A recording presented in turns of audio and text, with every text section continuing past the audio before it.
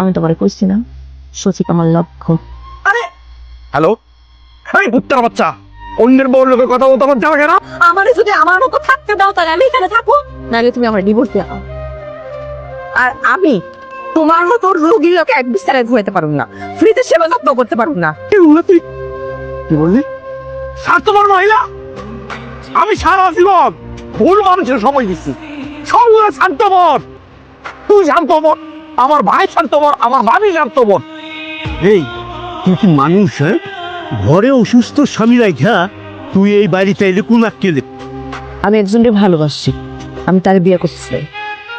দোষ মেয়ে ছেলে জানো কোথাকার? এই তোর স্বামী জীবিত আছে না?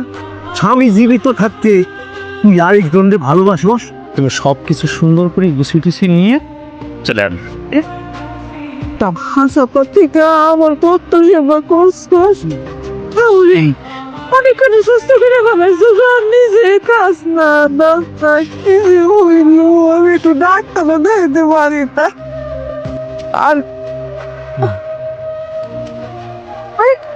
সোনা দানা টাকা পয়সা কিছু নিয়ে আসো নাই?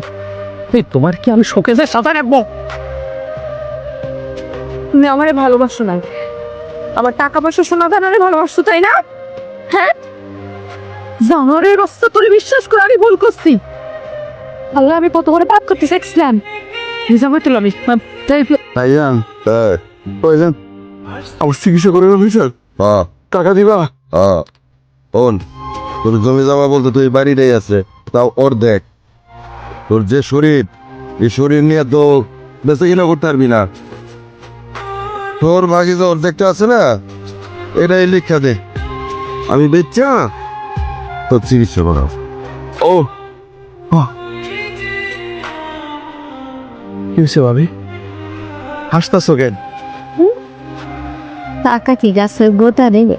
তুই কইলি আর তোর ভাইজান কারি টাকা দিয়ে তোর চিকিৎসা করাইলো, তাই চিকিৎসা করে করবি কি তুই? তুই দিন বলতে এমনি মরে যাবি। এই জন্য আগে ভাগে চিকিৎসাটা করায় রাখলাম। তুমি কি আমার ভাই? তুমি আমার ভাইয়ের পেটে হইছো? আমরা এক রক্তে, আমি বিশ্বাস করি না ভাইজান, তুমি বেঈমান, তুমি একটু বোঝাও। কালকে সকালবেলা তুই বাড়ি ছেড়ে দিবি, বুঝছস?